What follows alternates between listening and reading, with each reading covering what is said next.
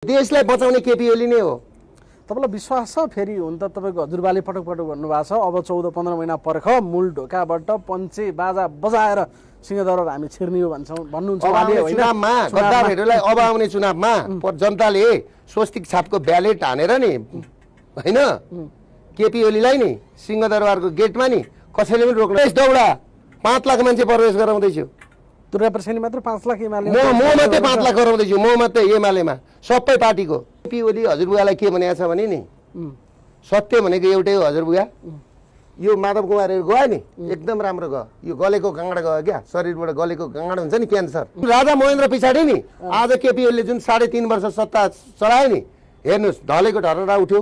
दरबार high school रानी पोखरीदेखि लिएर हजारौं हजार बाटाहरू यिनीहरूले बनाउन सक्दिन भनेर त 1300 वटा बाटा त अस्ति क्यान्सल गरे हैन शेरबहादुर देउपाले। शेरबहादुर देउपाको कांग्रेसको पालामा त देशका भौतिक संरचना बेच्ने काम भयो। माओवादीको पालामा भौतिक संरचना बमबहादुरले उडाउनु दुईटै नरसंहारी हुने।